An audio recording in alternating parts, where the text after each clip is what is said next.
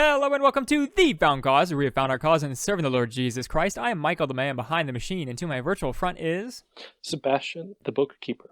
Sebastian, today's episode is going to be on end times cults. No crazy intro, but I do want to give the audience a quick shotgun of a bunch of predictions about the end times and see if you're familiar with them. Audience, this is a quick quiz on things. Do you know these groups? Have you heard of them before?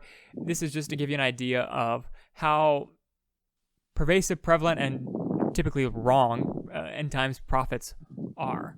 First person I want to mention, Harold Camping. You may not know him. He's a very old man, born in 1921 here in the USA, and he has predicted the end of the world countless times. He's a quote-unquote Christian broadcaster. Of course, I would call him a heretic for other reasons besides his end times predictions, but the end times predictions do not help. He has predicted the end of the world something like 20 times, and he continues to today. So clearly he is not too great of a prophet, and each time that the end times does not come, he just has a reinterpretation. So there's no repentance for the previous end times prediction. It's just that he got it wrong. Whoops. Get him next time. So Harold Camping. All right. Next one I want to talk about, Joseph Smith, notorious end times prophet. Not that you think of him that way, because you think of him as the founder of the Mormon Church. However, the Mormon Church is called the Church of Jesus Christ of Latter-day Saints. That latter day refers to the fact that they believe they were in and are in the latter days. That is the end days. And it's a really good way to start off a cult. Many cults start off this way, and I'll have some cults on the list. But just to give you some examples, in case this is a little bit more controversial, because I think more Mormons dispute that he was a false prophet and predicted the end times than other cult leaders like Harold Camping. So let me just give you an example. Joseph Smith declared that Independence, Missouri was Zion, and its temple was going to be built there, and it would last as an everlasting inheritance to the Mormons. He said that there would be not many years shall pass away before the wicked of this generation will be swept off the face of the earth, and there are those now living upon the earth whose eyes shall not be closed in death until they see these things which I have spoken fulfilled. That was Joseph Smith, so kind of echoing Jesus there, except of course with nothing like the destruction of temple to try to explain that one off, and lots of other things about this is the final generation, the coming of the Lord, which is nigh, even 56 years should wind up the scene. That was Joseph Smith in 1835, and that means that in 1891, we should have seen the end of the world, and of course that did not happen. Smith would receive wealth and pertaining to gold and silver from Salem, Massachusetts, and he did not. A lot of other things like that. So Joseph Smith, false prophet, end days prophet. He's one of the many. Another one, Jehovah's Witnesses. There's another famous cult, predicted the end of the world a lot of times, starting with the original founders who were part of the Millerites, who predicted the end of the world in 1874, came up, went to a big hill, sold everything they had, and the end times didn't come when they predicted. So it's called the Great Disappointment. A lot of people left at that point, but Jehovah's Witnesses didn't. They continued on as a branch, and their famous leader, Joseph Rutherford, he predicted that, he sent out a pamphlet in the 1920s called "Millions Now Living Will Never Die." Well, they're dead, as is Rutherford, so the end times didn't come then. It didn't come in 1930, which was another end times predictions. It didn't come in 1914 or 1974, 1976. There was a lot of predictions from the Jehovah's Witnesses that never did come true and still aren't true. Another branch from the Millerites, I guess these are where all good American cults come from, the Branch Davidians. They're most famous for David Koresh in the Waco compound. If you are a Netflix aficionado, you know that there's recently a documentary on Waco, and if you're just a human being from America, you probably know about Waco, where federal agents stormed the compound of the cult, and it ended up getting burned down and killing all those inside. That was a cult. The Branch Davidians are a cult. They believed that the end times was upon them, and that their leader, at least of that branch, David Koresh, was the Messiah sent to keep them from the end times, and that in his time, the end of the world would come. And of course, it did not. He is dead, and the end of the world has not come.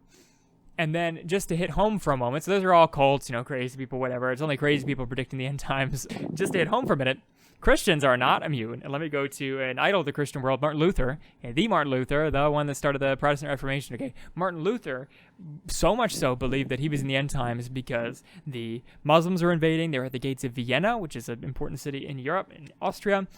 There was plagues going around. There was tons of persecution against real Christians, right? Because he's starting the Protestant Reformation. He did not believe publicly that he would even live, that the end times wouldn't conclude by the time that he was done translating the German version of the Bible. And so he started with Daniel, because Daniel's a book of prophecy about the end times. So he started the Old Testament translating Daniel because he believed that it was happening soon. So and it didn't. He translated the whole Bible into German. And he continued to believe for the rest of his life that they were in the time of the end times. He didn't give any dates, but he did say that they were in the end times, and many of his contemporaries were giving predictions of the end times in the 1500s, which tells you that some of them were probably false teachers. Martin Luther wasn't, and he was mistaken for the end times. So Christians are not immune, and if you think about these days, Sebastian, I'm sure you can comment, but it's not like this has stopped in 2020. No, not at all. I want to ask first, do you think Luther was sad and happy at the same time when he finished the last translation of the Bible? Well, I'm sure he was more happy than sad because he finished the translation of the Bible, all right? That's something to be happy about. Right. Yeah, yes. So, as you're pointing to, this hasn't stopped. People always come up with crazy predictions. There are many interpretations. And just like how we discussed in our episode on Gnosticism, throwback to that, people are just so obsessed. They have a deep interest in knowing what's going to happen, how is it going to unfold. And, just to take a step back a little bit, this has been going on for a really, really long time. We mentioned some groups that are recent. I would say Luther is pretty recent in the grand scheme of things. So, okay, well, the other groups were much more recent than Luther, yeah. Yes, basically yesterday. And there is the best example. I mean, one of the most famous in the early church for some end times called saying, the end is here. Listen to me. You're gonna probably see that theme a lot. Listen to me. I know it. I know the truth. I am right. I can guide you through this. That's usually what the leaders end up saying. The amusing example was the Montanist heresy in the early church. And Michael, I just like the early church history. Mm-hmm. You could draw parallels to the Pentecostal movement today. They were into... You saying Pentecostals are a cult, Sebastian? We'll lose half our audience. No. They're not a cult. For the record, we're not saying that. No. Stay with us, audience. Please. Yeah. I'm not saying that they are a cult. I'm just saying that there's similarities to... they were charismatic, right? So are a lot of cults. Yeah. Claiming to possess supernatural powers, speak in tongues, whatever your opinions are on that, speak in tongues. And Montanus claimed that he could speak on behalf of God and that the Spirit was in him. Basically, what they said was that there were three stages in history: the age of the Father, the age of the Son, Jesus, and then the age of the Spirit. And he said he was the prophet of the time. And amusingly, he thought that the region in Phrygia, which is in Anatolian Turkey today, would be the new Jerusalem. At this rate, there's probably like 20 Jerusalems. Joseph Smith and the Dravidians. Probably he called himself Koresh, means Cyrus. Alluding he was a Messiah, so probably another Jerusalem there as well. Many Jerusalems around the world at this rate. But yeah. Anyway, condemned as heresy. Did plenty of weird things over there. He was followed by two women, Priscilla and Maximilla. Also claimed to be speaking through the Spirit. Very strange things. Eventually, they were like toned down a notch. But what this goes to say, from the 2nd century, it's been going on for a while, and at the same time as Luther, something that really scared Luther was that there was the Radical Reformation in the city of Münster in Germany. Mm-hmm. The leader also claimed it would be a New Jerusalem, classic. Got to do it. Yeah. Like, not New Bethlehem, not New Nazareth, New Jerusalem like everyone else, and claimed to have supernatural powers, claimed to be the new Gideon, charged out against the Catholic and the combined Catholic and Protestant armies of the Archbishopric in Münster. Didn't go so well because he went out with how many? Was it like 20 people? I think like 40 people? Yeah, cavalrymen. Yeah, it didn't go so well. He thought he would win. Yeah, they all died. And then the city was destroyed and put to the sword. It wasn't pretty.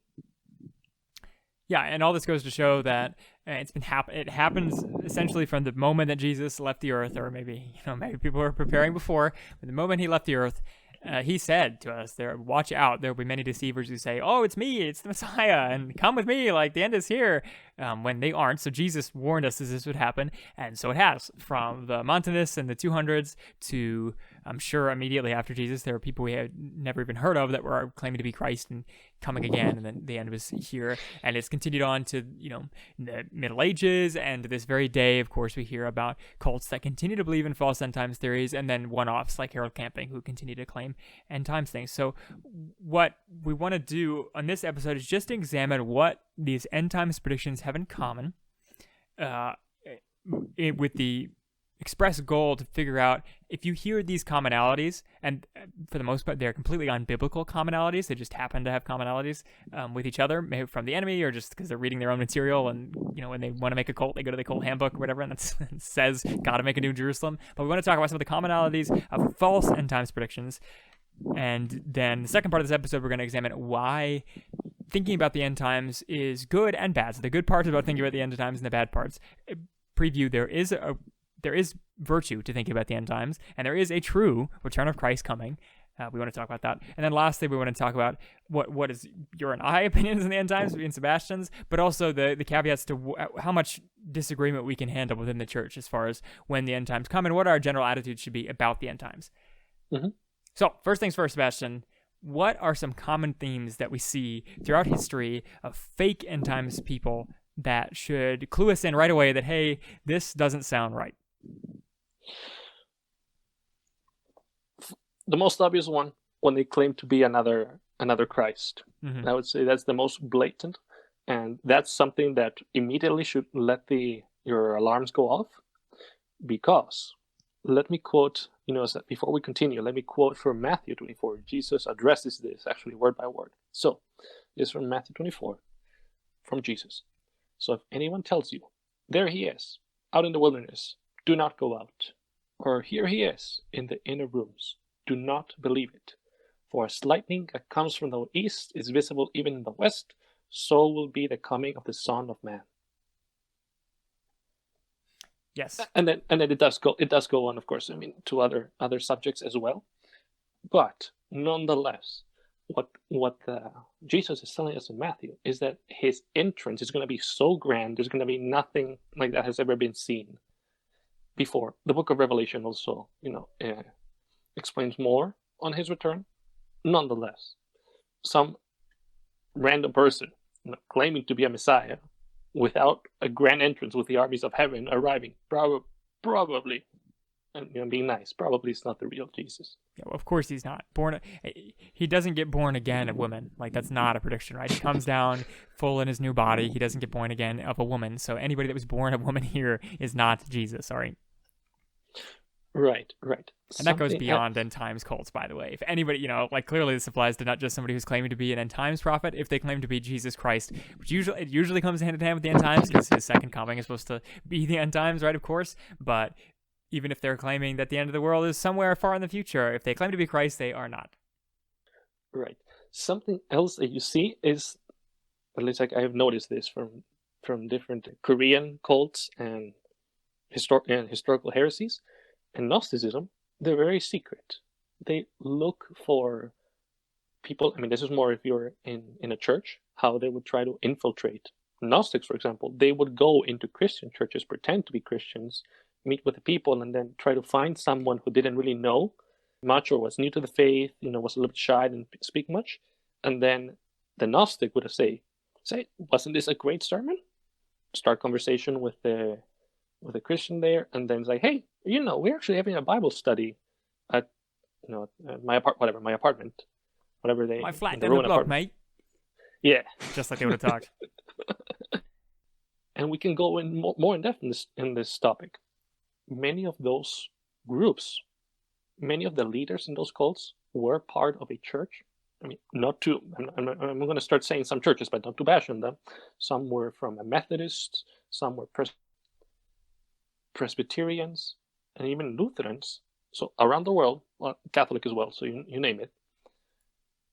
They have that background, and then they use the background, they use the language to not tempt, but how would you say? Not seduce. What word would you use? Trick, Michael? To conceal the fact that they aren't Christians. Right. To gently pull them aside into the group. So many started that way. They started as Bible studies. The Jehovah's Witnesses started that way, and then it exploded into a bigger movement. And now it's dying in the U.S., but that's a story for another day. Nonetheless, they try to use Christian language, and then they try to pull people aside. That would be a big tell, in my opinion. Something that's also prominent among these groups that I've observed is that they're really into sexual worship. By that I mean that you must have relations with the leader. At least, that's for one of the Korean cults. Okay, this is just like marks of a cult, right? Yeah. You're not gonna hear the sexy times in their end times predictions, are you? No. But they will use it to drag people into that, and then also pressure you into staying and not outing them. Yep, I mean, classic mark of a cult, right? Some weird sex thing. Mm-hmm. So we've got that they will claim to be Christ, classic, right? It's not that every false prediction has a fake Christ, but every fake Christ has a false prediction. That's what we're putting out there of the end times coming. Then another hallmark is that there's some secret knowledge, right? Secret, small group, has some secrets to tell you, hidden knowledge, things that haven't been discovered before. That is a hallmark of cults in general, but also of end times predictions that aren't true. Some secret knowledge, because like you were even suggesting, Sebastian, just like Gnosticism, a lot of the draw from end times conspiracies come from being in the know when everybody else isn't in the know. So that's kind of where that secret cult style draw has its tempt, because you now are in the know. Like, that Barack Obama is the Antichrist, and nobody else does. So you got to get your eyes woke, man. Should we get you checked, Michael? I'm just giving you some classic predictions, okay? Okay. And then you're saying, of course, sexy times. It's not really an end times thing, but it is just, that's just a cult thing. Yep. Yes. So I'm just pointing out some trends. They all seem to mishmash into that same direction. And then also for the end times, they always say, yeah, it's coming right now. No, yeah, it's never like 200 years. It's always like, do it now, act fast, $2.99, get 2 shipments of end times for just the price of 1. Yeah, sell all your possessions. Come join us in a tiny house in Waco, and we'll wait for it. Yeah, so if somebody's claiming that the end times is imminent, they know it. I guess they could be using biblical language to say that the end times is coming, that it's soon, but know that soon, at least from how we understand it, has been 2,000 years. So in theory, it could be another 2,000 years, right? So it's not like it requires drastic measures. Except for, of course, turning from sin and following Christ. I mean, those are drastic measures, but it doesn't require holding up with all your shotguns and things like that. Yeah, if only they preach that. And ironically, they do not. Of course they don't. They're false teachers. Right. So eminency, we've got claiming to be Christ is a sign. These don't necessarily go together. But end times, secret knowledge, we've got eminency, like it's coming right now. the New Jerusalem, we haven't mentioned that, but we mentioned it in the intro. Somebody says that they've got a New Jerusalem. Let me give you a hint, okay? If you've ever read Revelation, it's not going to make any sense to you why they're claiming to have a New Jerusalem, because in Revelation, that's like the final thing. Heaven comes, the New Jerusalem comes down as like all things are restored. So I don't know who these people are trying to fool. It's like they have the New Jerusalem, like Jesus, like the world hasn't been conquered, the devil hasn't been defeated a second time, like nothing has happened, the world is not restored, so why would there be a New Jerusalem? Crazy. So if they're claiming to have a New Jerusalem, you're in trouble town, baby. Right. It would only make sense if they're claiming, that to have defeated the Antichrist, like the false prophet. Well, yeah, and how are they going to pull that one off, huh? Exactly. Then the whole concept falls apart right there. Mm-hmm. And lastly, I think, well, maybe not lastly, I don't know if you have anything else, Sebastian, but I think another kind of go along with the eminence, almost all end times prophecy predictions, and maybe goes along with the secrecy too, are often about conspiracy against the group. So they know the end time's coming, and there is some large conglomerate that's trying to stop them from getting the news out. So we need to build a bunker. We need to fight the power. We need to get a bunch of weapons, or we need to quickly move away. There's some sort of imminent persecution coming on the believers. So I mean, that comes with the end times territory, because the persecution is supposed to come in the end times, but this one's like from a organized government entity is going to come and snatch you away for believing these things, as opposed to just the world in general. Right. I mean, ironically, they are fulfilling their own the prophecy that there's persecution because of the strange things that they're doing. So they're just gathering attention for themselves. Well, I mean, some don't. Like Harold Camping, I don't think he gets much persecution besides people saying he's wrong and dumb. It's not like the Congress is invading him. Joseph Smith famously predicted another false prophecy that Congress would be destroyed if they opposed him, which they did, if they didn't give him a land grant, which they didn't until much later. And he was claiming to be persecuted by Congress, which he did, because he ran for president and tried to usurp the mayorship of towns and a bunch of other stuff. So yes, he was pushed out of places, but that's intense, weird persecution is usually what these cults claim. So if that is coming along with the end times predictors, that's a bad sign. Anything else you can think of, Sebastian? Any other hallmarks? If you see these things, I would say they are not good end times predictions. No, I think we got them all. Let me just throw in some extra spice. These aren't necessarily these are a little weaker, so it's not necessarily somebody that's a total false prophet if they're giving you one of these that I'm about to say, but very specific and novel interpretations of Revelation or Daniel or some end times prophecy. Those are usually not a good sign. So there's well-meaning Christians that have that too. For example, Martin Luther, we already mentioned him. He interpreted the false prophet in Revelation as the Catholic Church. The Pope, actually, that actual Pope that was Pope during his time, at least when he was predicting things, he said Gog and Magog, who again, I don't know, how are they reading Revelation? I don't know. But Gog and Magog, which, again, for the record, come after the second coming of Christ, okay? When he comes and establishes his kingdom, that's when they come. He said that Gog and Magog were actually the Muslims who were invading, and he said the beast was the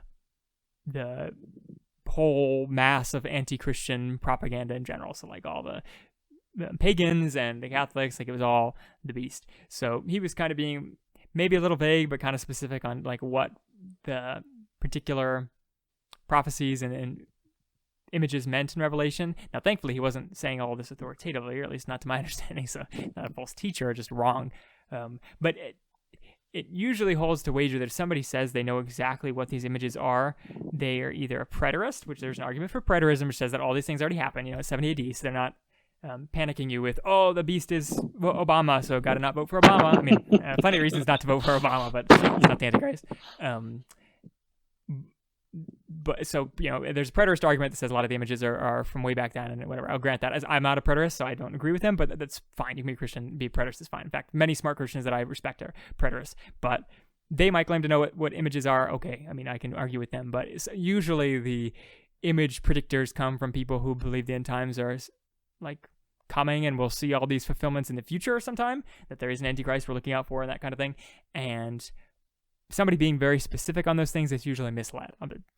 Again, this one's more broad. It's not necessarily somebody's a false prophet just because they have an opinion about these things or they strongly believe something about these things, but it's usually not a good sign if somebody has a really particular obscure interpretation of Revelation, particularly novel. Like everybody and their mom has a interpretation of Revelation that's different, right? So if somebody has like, oh, I know nobody in the whole history of the church has ever interpreted Daniel 7 with the Iranians and the Saudi Arabians in mind, but I do, so I must be right. Like that's just, I mean, you can think that, and like I kind of think that, but I'm pretty skeptical of my own beliefs because that, you know, there's a lot of Christians that have come before me that have gotten it wrong. So I have to understand that I could be very well on that line.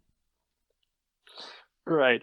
So, I mean, we're not saying don't have your own opinions, but just don't die on those opinions because they're yet to be fulfilled. Yeah. And so let's move into part 2 of this episode, Sebastian, and talk about why should we care? So obviously we don't want false beliefs of cults because cults distort the gospel too, right? They draw you in maybe with the hook of the end times or whatever they might, and then they also don't have the gospel, so they're pulling you away from salvation. So that's an obvious. But for Christians who are already sound Christians, what are the dangers in believing false narratives about the end times? Well, Jesus does speak that the beast could even deceive. That doesn't mean, snatch away the elect, but simply give false information, a false narrative, confusion. So with that in mind, we have to be very cautious on what we hear, what we think of the end times. And part of why I think it's important, to take a cautious approach to this issue is that when you have a different opinion than somebody and something that's important to you or to the other person, tension can escalate pretty quickly in the room, if you know what I mean. Yeah, differences of opinion, especially on things you hold dear, of course, that will cause tension. Right. So, because of that, it is easy to, become, see, I'm thinking Spanish words now, enemistarse, to alienate yourself from other people in your community, in your church community, for something that it is important. It's important to talk about, but it is not a matter of gospel or heresy. Yes, and let's just take the time to say that typically, especially in the United States, if you've thought about it, if you read Revelation, maybe you're a new Christian, there's a lot of, I think Christians across the world probably have strong opinions on Revelation as a group, or end times in general. This is almost never, now it can be, like in the case of cults, they also distort the gospel, and there's some fringe groups like hyper-preterists who say that the end has already come and that we're living in like Jesus has already returned the final time and this is it, like there's no heaven, it's just this. Besides those groups who are heretical, this is almost never a heresy issue, right? Different views of who the beast is or when the beast is coming or has he already come, those kind of things are not heresy, right? They are just differences of opinions. Now, when I was a young Christian, 16, I heard one of my pastors say, he didn't even say his definitive belief. He just said, some Christians believe that there will be a rapture and in that thing, and I was like, some Christians. I was offended. I was like, are you not taking the Bible seriously? Like, hello, read Left Behind and get on my level. So that kind of thinking, what I had when I was 17 or 16, whenever I was, is not helpful because we really are brothers and sisters in Christ. Now, you might argue, should we be unified as a local church in what we believe? And maybe, I'm willing to hear those arguments, but there shouldn't be something that separates brothers and sisters in Christ. Right. And, to be honest, you mentioned the rapture. It's very popular in the U.S., in the Catholic world, at least from my experience in Peru. No one really has that concept. Mm-hmm. It's a U.S. thing, and we've exported it. Okay, well, that explains it. Now that's a controversial opinion, and that's a pretty new opinion for me, like in the past 2 years. So, take that with a grain of salt, and we'll talk about our own end time stuff at the end. But, so don't hurt me now. Other dangers, Sebastian. Any other dangers with holding to false narratives, particularly like reasons to be really careful with what we believe about the end times? mean, I've got two, but I don't want to overrun you. No, please go ahead. Okay. I think that, agree with what you said, that it's dangerous, causes division within the church. I think there's two more major considerations with being careful with really careful with how you handle the end times. It's not something that you should engage lightly, like you might, if you're a conspiracy theorist person, engage conspiracies about, pedophile rings in the government or whatever you might think about, water turning the frogs gay, whatever. The reason to be much more careful about these conspiracy theories than those. First one I would say is for the Christian witness itself. For example, if you are of the Alex Jones type, God rest his soul, he's still alive. If you're the Alex Jones type, conspiracy theory channel type, we all know that Alex Jones, whether he's right or wrong, has a bad rep because he has predicted many wrong things in the past. And because of that, people do not take him seriously. They consider him a kook, a nutcase, and not stable, and everything he says is wrong. As Christians, as Paul suggests, we are to look upright in the ways of the world. Now, they might hate us for the sake of Christ and all that type of stuff. That's a given. But we don't need to give them more ammunition than they already have. And we certainly don't need to give them righteous ammunition. And it would be righteous ammunition against the Christian church if we were always making wrong end times predictions. So if we're always claiming that the president, name the president is the Antichrist, or name the UN organization is actually the beast, and then it never turns out, never pans out, we are hurting the Christian witness, because people that see us say, that's the Christians again, right? False end times people. And cults who claim to be Christians are already trying to damage the church by doing that kind of thing. So we don't need to add on to them by legitimate Christians falsely predicting things seriously, believing it to the bottom of our hearts and then being wrong, whether we see that we're wrong by the time we die or not. People will look down the line and say, well, there's just another false Christian prediction that Christians are kooks, and that's something that hurts Christian witness. Right. And when you mention Jehovah's Witnesses, what's the first thing that comes to mind? Oh yeah, all the false predictions, right? Yeah.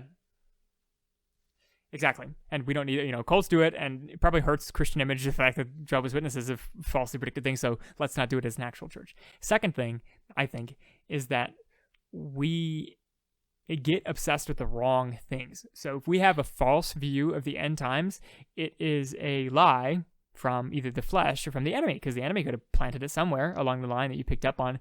And those kind of lies are at best neutral and at worst destructive to your Christian walk. So if you get obsessed with the fact that somebody's the Antichrist or that the end is coming, so you need to build a bunker, you very well may be disregarding real commands from the Lord about loving your neighbor, whether it's how you spend your money or how you're spending your days, or it's how you're witnessing to others. Again, all the things the Lord actually commands you to do may be being put by the wayside because you're obsessed with insert your particular theory of the end times that, but like when Barack Obama was president, there was a decent amount of people who were like, oh, Barack Obama's the end.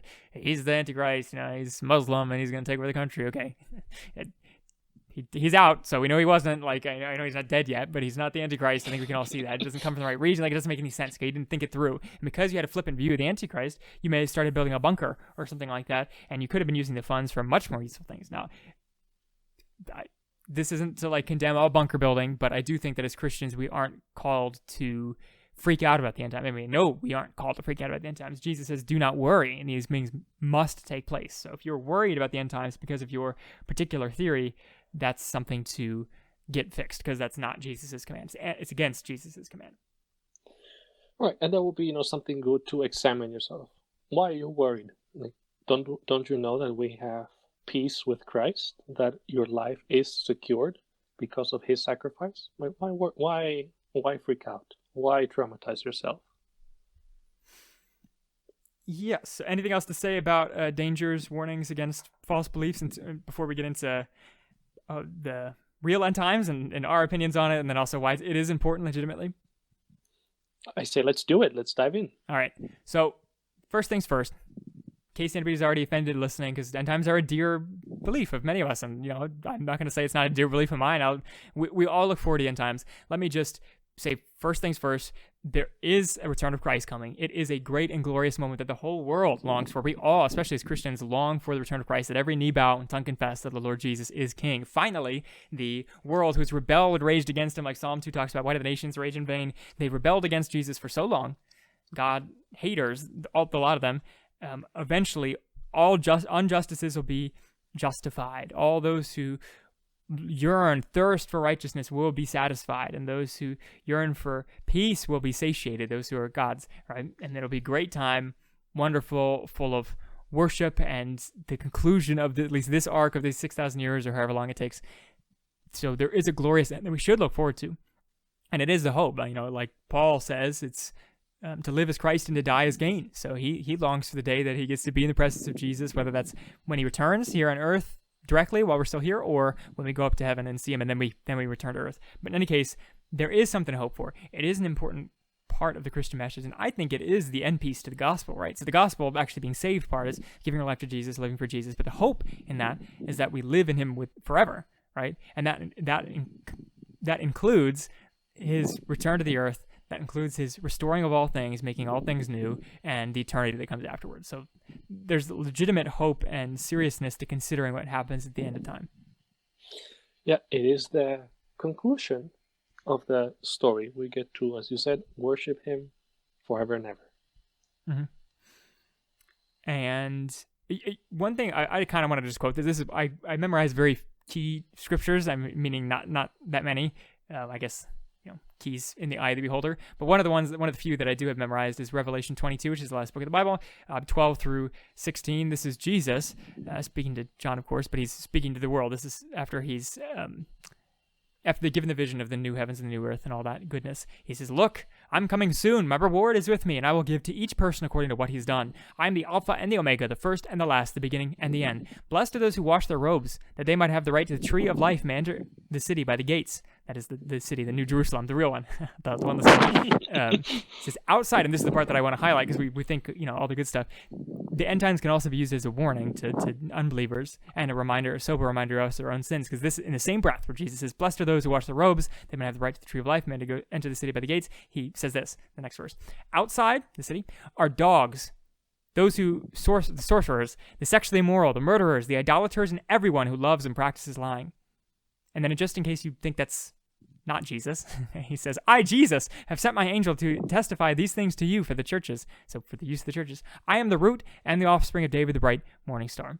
So there's Jesus, in the same breath saying, he's come, he's giving life, wash your robes, have the right to the tree of life, the city's going to be great. He's also condemning all those who will suffer forever outside of the city. So it's an important part of the whole judgment wrap-up. Mm-hmm. With all that being said, Sebastian, I'll let you go first. How would you summarize, and try to be brief, because we could both go on for years on this thing, but how do you see the end times? And if you have the gumption and the language, can you describe how you would fit in on like a table of different beliefs on end times? So there's preterists and then non-preterists, and there's premillennials, amillennials, postmillennials. Do you know where you fit on that chart? Yeah, it's not to give a big headache to anybody.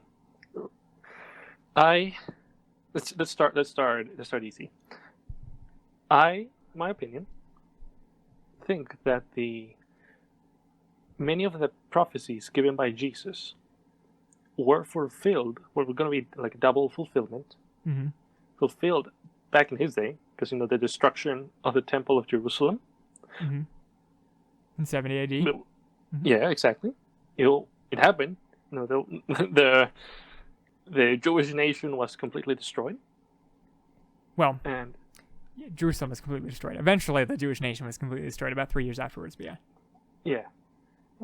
And likewise, I would say events that happened then were a shadow, a semblance of what is going to happen later as well. Because back then, people associated the Antichrist with Emperor Nero. And he did proclaim himself, like other Roman emperors, to be God on human form. The Jewish leaders, the harlot that rides the beast in Revelation, I would say the Roman Empire, the system and the way of life of the pagan Roman Empire was represented in the beast. Mm-hmm. And then the Jewish authorities that had said to during the execution of Jesus to Pontius Pilate, like, "We have no king but Caesar." When they're outright denying Jesus, those were the people that had sold themselves like the harlot. And Israel is often referred to in the Old Testament as a harlot, because rather than being faithful to Yahweh, Israel had sold itself to Egypt, Assyria, other nations. Mm-hmm. So, my opinion, I think that, many of the prophecies have a double purpose then and also later today. So that's one. That's Okay. one. I think. So you're saying So you sympathize with the preterists. The preterists are those who believe that those prophecies up until the final millennium, all the prophecies prior to the final millennium, so like chapters 1 through 20 of Revelation, they are all referring to the period between 30 and 70 AD. So after Jesus' ministry, but after he left, but before the destruction of the temple. And that at the destruction of the temple, all that was fulfilled. All of it. Like the scarlet beast and the locusts and the bowls and the trumpets, all of it was fulfilled. You're saying you see where they're going, right? And you can affirm that the prophecies of Jesus saying that all these things will come to pass in this generation, that it did, but we're expecting a double fulfillment. Like Isaiah, when he predicts many things about Christ, there were immediate things that happened in their day, but there were some things that weren't fulfilled in that prophecy that ended up being double fulfilled, you could say, in Christ's coming. And the New Testament writers talk about it like that. Right.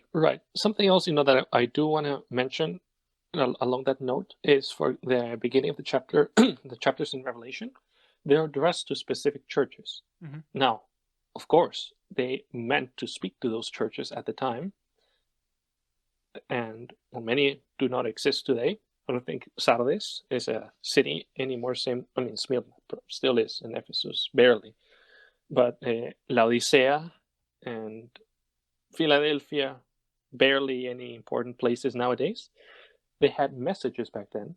A famous example, perhaps, that you're going to encounter is, speaking of Laodicea, being called lukewarm and also just bland. Well, that was because it's a play on words. Laodicea was between two water sources. One was hot, one was cold. So by the time the water got from the cold water source to the city, it already had heated up, and while the hot water got to the city, it had cooled down a bit, so it was lukewarm. There's a reason why God is using that language in that revelation for that church. Same also calling them naked. Laodicea was an important trade city for crafts, for clothing and wool. So it had a purpose then. The words used had a cultural context behind them for the churches then. Now, of course, there are teachings and principles that are applied from those messages. But at the same time, they were meant to be understood back then as well. So it's both. You see where I'm alluding to the both. Same with Pergamum. It was called the throne of Satan. Well, that was because back then, Pergamum had the statue of Zeus, the temple of Zeus, one of the most famous temples in the ancient world. So relevant back then, but the principles still apply to us today. Yeah. Okay. So, with all that said, give me the crazy dice now, huh? How do you see things playing out? What do you expect? For some things, I'm wise in saying that I do not think that it's going to happen until there's a second temple, and then there's someone that steps inside and proclaims himself to be God in human form. I think it would be premature, to say when are things going to happen. For things like some of the images described, like the image of the beast, the Antichrist speaking, I think I want to say that that's a screen or a hologram of some sort. So, obviously it's John using language from his time to explain what he saw in the vision. Other things would be. I used to think that the locusts, coming out that would sting people, those were helicopters. I'm not popular belief. Yeah, I'm not gonna die on that, but I would be interested. Another one, what is there? The beast, the riders from the east, the millions of soldiers that are coming, crossing the Euphrates and the Tigris. You have to fight at Armageddon. Yeah. Saying how they breathe out fire and sulfur, and they also have tails that leave bites from snakes. I want to say those are tanks, and I'm going to take that stab at that. Say those are tanks with machine guns. How am I doing so far? Well, I knew your beliefs. So yeah, no, that's good. I was looking for this. So and just in general, so you've got the general mindset of, first of all, premillennial, that we're looking for the return of Christ visible before the millennium, so before the 1,000-year reign of Christ. We're looking for things to get worse, I assume. Yes, and something that I really haven't believed is the rapture. I think that gets, that's something that's controversial, at least among some groups. Do you still believe in a 7-year period of tribulation? Yes, I believe that Christians will suffer through that there will be Christians going through that. And something that comes to mind when people speak about the rapture is when in Revelation chapter 6, when the fifth seal is opened, there are the martyrs standing before the throne, the altar, the throne of God. It says, "How long, sovereign Lord, holy and true, until you judge the inhabitants of the earth and avenge our blood?" Because these were people that had been killed during this period. Mm-hmm. And about the word used, taken, for there will be 2 people standing on the field, one will be left behind, one will be taken. I see that more as being taken out. How taken out can mean to... Oh, like a sniper took you out? Yes, and also someone took you out on a date, likewise, taken, snatched. I interpret that more as a death. Yeah, well, I'll say I have a similar, so that not to spoil your fun, maybe I shouldn't say what I believe, but I'm in agreement with you there, Sebastian. And I wasn't before. About a year ago, or 2 years ago now, I think. Mm-hmm. Yeah, and I think that's really the one that where people in the U.S., that being said, will clash most often on the rapture. And I think I understand why it's so dear to people, because it's more, I want my family, I want myself, those dear to me, to be safe. So, I understand that there might be some, there's a emotional aspect to want it to be true. So I understand. Yeah, I think it also goes to the escapism kind of attitude, where they're just looking to get out of here, right? Because the tribulation sounds bad, and there's kind of a smug certainty to thinking that you're going to escape without all the tragedy, which, granted, we could be wrong and there could be a rapture, but for anybody who does, and there's plenty that do, totally believing Christians, like I said, I was totally believing Christian before, and I believe the rapture. The curiosity is that this is not a belief in the church ever until the 1800s in America. And even then, it's not really belief outside of America, and where America has, explicitly Americans have gone and spread. So it's there's belief in Africa and Asia in the rapture, but again, it's from American missionaries. And that's curious that the church has never had this view of the rapture. And if you look at the scripture evidence for it, it's really light. There's 2 passages, one from Thessalonians and then one from where you just quoted the field hands being in the field. One of them's taken, one of them's left behind. And if you read that, I think that you're dead on, Sebastian. This is the one that really convinced me when I read through that, was that scenario is Jesus talking about a common judgment. And at the very end of it, so he goes through and says, one will be taken, one will be left behind, and the disciples ask him, where was the person taken? And Jesus says, where the body is, the vultures also circle, or something to that equivalent. I should get the quote up, but which does that sound like heaven? Not to me, and maybe he's saying something I don't understand, but it doesn't sound like the person was taken to paradise, considering the whole context of the verses in judgment. He's talking about coming judgment, and I don't think the judgment was the field hand being left behind on earth, because that would be a really odd kind of judgment that Jesus would be talking about. Right. And before we get into your beliefs, Michael, I just want to throw in a quick aside. When it comes to, base of all, for any of the Bible, we want to be respectful, mindful, and understand the context that it was written, just like how I try to give some context for why would the church in Laodicea be called lukewarm and naked. There's a reason why those words were used. The term for proper study of scripture is called in English exegesis, from the Greek exegesis, exegiste. That means to lead out. You're letting the words, the context, the message come out from scripture. I understand, easier said than done, because sometimes we have our own ideas. For example, let's just take the rapture, and we try to find it in the Bible. Where is the rapture in the Bible? Where is purgatory? A classic that the concept exists, and then you try to go back into the Bible and try to find it, try to point, where do you think it could be?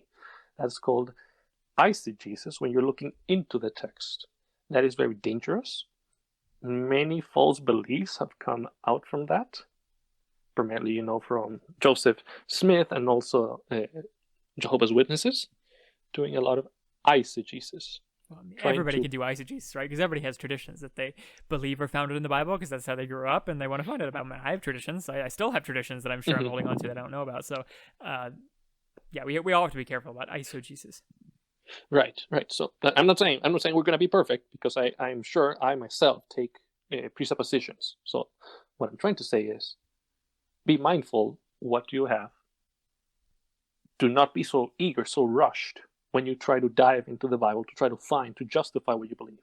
So it's like, take that step back, read the words, try to understand the context, because as I said, there's a context for everything. I mean, maybe not for the Songs of Solomon, it's no.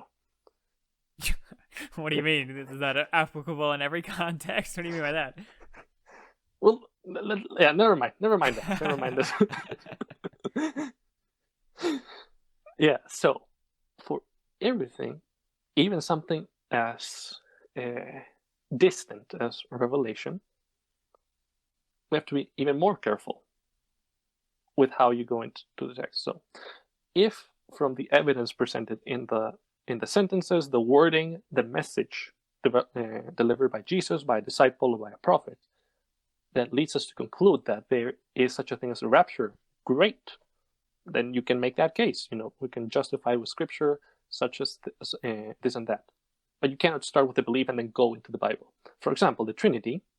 Some people might accuse Christians of shoving the Trinity into the Bible. But the cases for the Trinity, if you actually look at them carefully, if you observe the claims made in debate, they're actually drawing out from the Bible. And that leads us to the conclusion, there's a Trinity, even though the word Trinity is not directly used in the Bible. You know what I mean, Michael? Of course. So, all of that aside, which turned out to be a big aside, said, please, what are your wild thoughts? You come to the right show. So you sound like from what I'm hearing and what I've talked to you before, if I had to put you in one of the tables things, regular premillennial, except you aren't... within the premillennial, if you want to segment even more, premillennial, meaning that Jesus is coming before the millennial kingdom, the 1,000 years he reigns, you are believing that there's no rapture. So that would be what's called a post-trib premillennial non-preterist, if I'm getting all my words correctly. So you're not a preterist. You believe in a double fulfillment. I don't think there's a particular word for that, but that, yes, the prophecies in Revelation can refer to that period between 30 and 70 AD, but they don't fully always just talk about that period, which I'm in agreement with that. I don't think there's really a label for that belief, but whatever. Not preterism, because preterism would say that it fully describes the time between 30 and 70. And your premillennial and your post-trib, meaning that the rapture, quote unquote, comes after tribulation. And we all agree that we're meeting Jesus in the sky, wherever we are, we're going to come down with him when he returns. So that's the rapture we can all agree on, but that's not the rapture that you think of when you think of like being lifted out of your car 7 years prior to the return of Christ. What a nice summary. You know what? If you can keep track of the labels, I'll leave that to you. I'm more than happy to just go one step at a time for what my beliefs are. Then let me label myself. I'm pretty much in the same road as you, so nothing too crazy. I've got definitely a pre-trib, meaning the famous view of the rapture, where you get raptured before everything happens. That's my past. I was pre-trib, premillennial, all the classic Tim LaHaye, Left Behind stuff. So imagine Left Behind, that's what I'm expecting.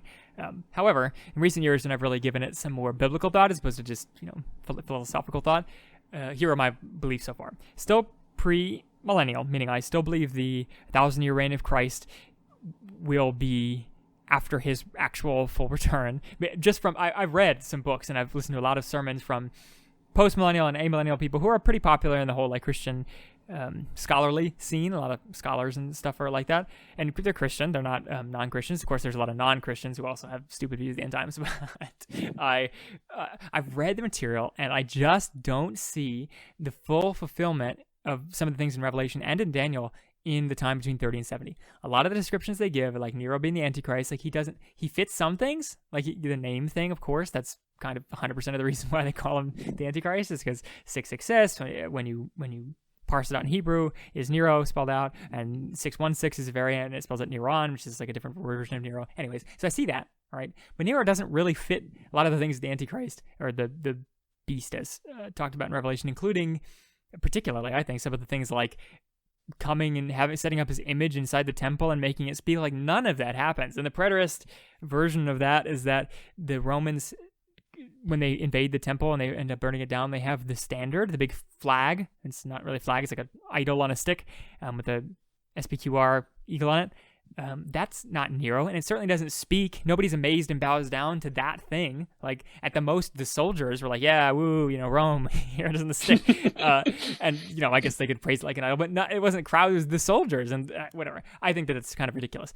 Along the lines of all the blood being up to horses' bridles in the city, and the locusts coming out, and this being a 7-year period, and the locusts are, freaky looking and sting only non-Christians. Like, the preterist examples for that are like, oh, the locusts are really soldiers, and the soldiers have whips, and they whip people.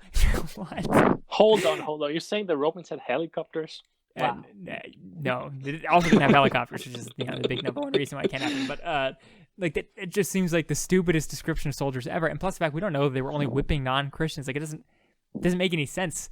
And the same goes for a lot of the other stuff. It just doesn't make sense. So some of the things make sense for preterism, some of them don't. So I'm with you. I'm sympathetic to the preterist examples, especially when Jesus is claiming that it's going to come with that generation. I think you could say that there's double fulfillment there. However, I'm still of the belief that a lot of these things are yet to take place. And I would also sub-label myself further and say that I'm historic premillennial, meaning that I believe that throughout history and continuing on throughout history, pieces of Revelation have been coming to fruition. For example, seals have been opening. The portion that talks about seals and trumpets and bowls and whatever in the prophecy part of Revelation, the super prophecy part of Revelation, they talk about all these judgments being poured out and what they look like. I would be of the ilk, at least right now, that some of those seals have been opened and some of them have not. So, extra diseases come into the earth in some points and extra wars come out in some points. Now, some of those things are yet to be opened, and I can hear the case for saying that none of that has actually been opened yet, and when it's only opened during the 7-year period of tribulation. But I think things are playing out, so we're slowly approaching that time. Now, that doesn't mean that there's no hope for Christians and that we all have to be hiding in a bunker. In fact, I think the exact opposite, that we should take care, that God predicted all these things to come, so we should all the more fervently preach the word and be brave and know that God is our deliverance, whether in war or famine. And we can see 2,000 years of history behind us to see that just because things look bad doesn't mean that the sky is falling today or in the next 10 years. And even if it was, we should be out preaching. We should be out like Martin Luther was, trying to do work in that brief time. So I'm of the belief that, yes, eventually things will get worse and there will be a 7-year period of tribulation, but that doesn't mean that it's all humdrum, nothing good is going to happen. I do believe that eventually there will be a 7-year period. This all comes from Daniel. It's a Daniel prophecy. There'll be 7 years where the beginning of the 7 years, the beast, who's promoted by the false prophet, he makes a peace treaty with Israel. And I think, as many would, the evidence today that Israel exists as a nation filled with Jews regathered together is a precursor for that kind of event to happen, right? Because how does the beast make a peace treaty with Israel if there's not an Israel existence? There's currently an Israel existence. It excites a lot of people that prophecy is going to happen. I would say, yes, this is a good sign that this is a precursor that the premillennial view can happen. The start of the 7-year period is a peace treaty with Israel.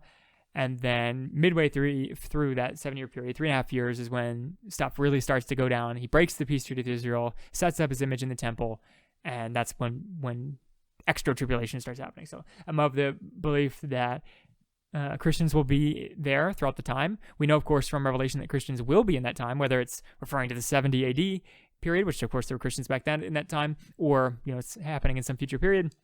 We know that Christians will be there. Now, rapture proponents will say that it's Christians that come to Christ after the rapture. So it's not all the people that got raptured up, it's the people that came to Christ after the rapture, which, that's fine. But I don't see evidence for the rapture in the Bible. So I would say that all Christians are there. Now, of course, they're going to be killed and some will go up to heaven as martyrs, and many will. So that's all that to be said.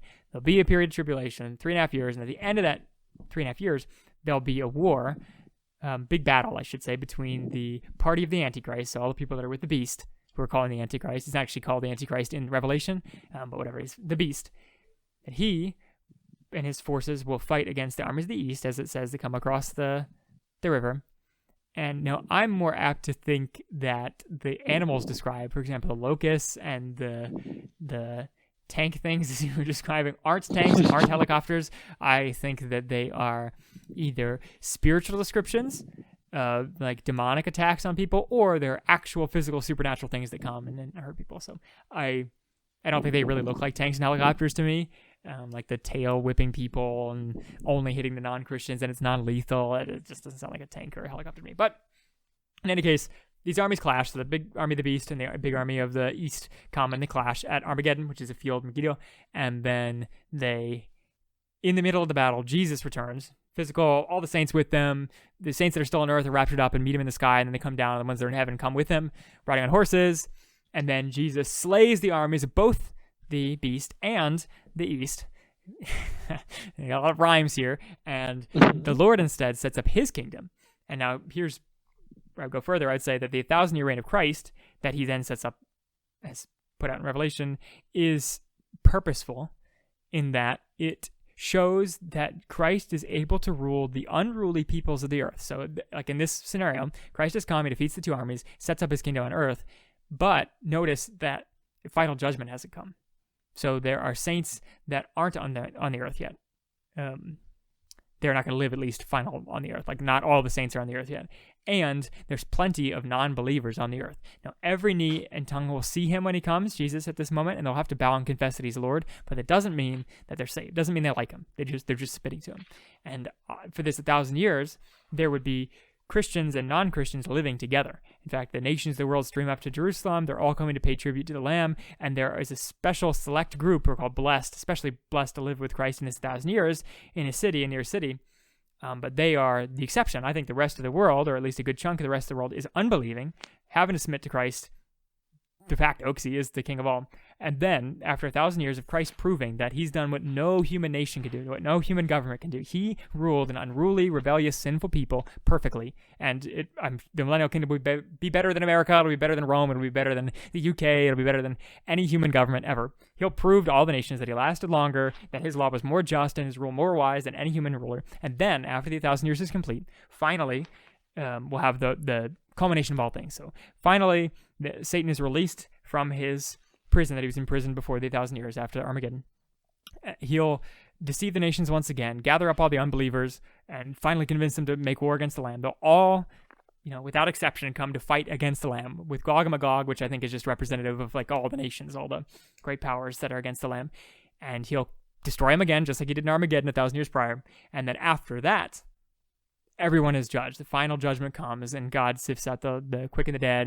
He puts the unrighteous into hell, including all the angels, or the demons, and Satan and all the unbelievers, and then the righteous to the new earth, the new heavens, the new earth. Because after this 1,000 years, he brings down heaven to earth, and the two intermingle. So God, Yahweh the Father, makes his throne on earth, and that Jesus rules the earth as he always was planned to, and the saints live with him forever on a remade, so it's the same earth, but it's made new, just like we'll be the same people, just made new in new bodies. So it's not a different earth, it's not a different planet, but it is a remade earth, and that's where paradise exists for the rest of time.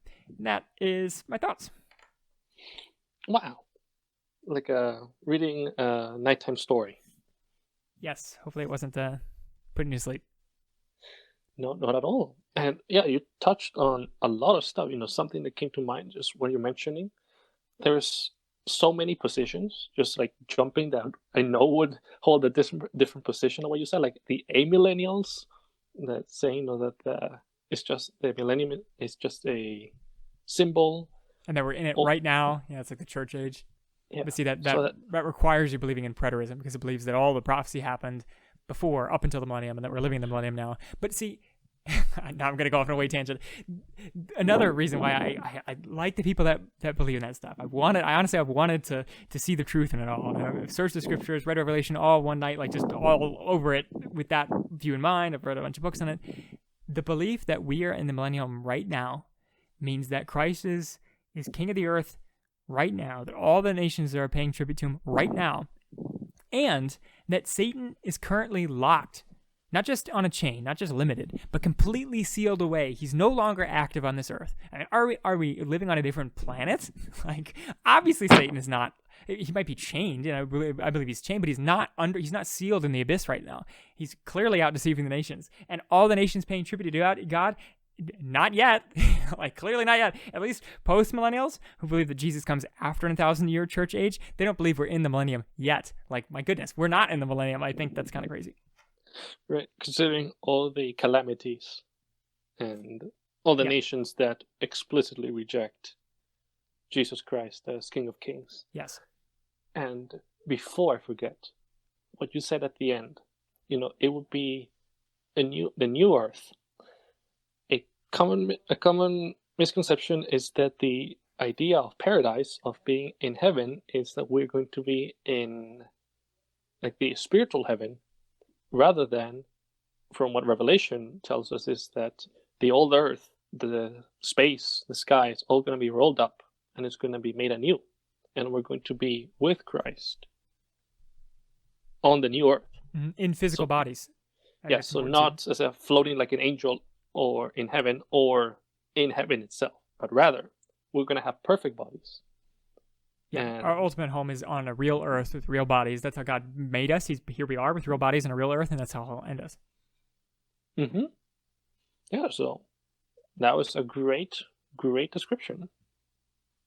Yeah, and what I think an ironic way to end our warning to everyone to not believe in false beliefs about the end times. Here's me and Sebastian's completely subjective, trying to be based on the Bible, but, granted, we could be very wrong on these views of the end times, perspectives of the end times. So we prepped you, the whole episode, we were prepping you to know that me and Sebastian are false prophets. So hit us up with an email, hit us up with a text that we're Satan's spawn and our view of the end times is wrong, and therefore we deserve to go to hell. Definitely the spirit of the episode. Plenty of my church, by the way, my church does not take a particular stance in the end times, which I think they could as an eldership. But certainly as a congregation, I don't have a problem with that. And my congregation has many different beliefs about the end times. As long as they're not heresy, denying the existence of Christ or the return of Christ or whatever, as long as they fit within the premillennial, postmillennial, amillennial table, if you know your end time stuff, totally not something that we should make divide against brothers about. Mm-hmm. Right, and we can have a civil conversation about it. You can talk about your ideas, and we don't have to stab each other or cause unnecessary or petty divisions amongst us. But at the same time, be wary of false teachers. Like we talked at the very beginning of the episode, it's a big topic that false teachers like to use. And frankly, if somebody's really into it and they have any of those warning signs of false teachers, they might be a wolf. Like, it's a strong possibility, especially if they're any of the first things we talked about, not just the weird beliefs about the end times, but any of the, like, I'm Jesus Christ, or the end is, like, coming in 2022 or whatever. That sounds like a wolf. It doesn't just sound like an innocent, I got this wrong line. It sounds like a wolf. Mm-hmm. Mm-hmm. And some are going to try to be really clever. They're going to pretend to be Christian. They're going to go as far as saying, I am the Messiah. But they're going to use Christian language. They're going to try to quote scripture at least, wrongly, but they're going to try. And say as a warning. Anyone could be led not snatched from Christ, but led astray into a place that where we should not be. Mm-hmm. And that's why we have found our Christ in serving the Lord Jesus Christ. I've been Michael, the man behind the machine, and to my friend has been Sebastian, the bookkeeper.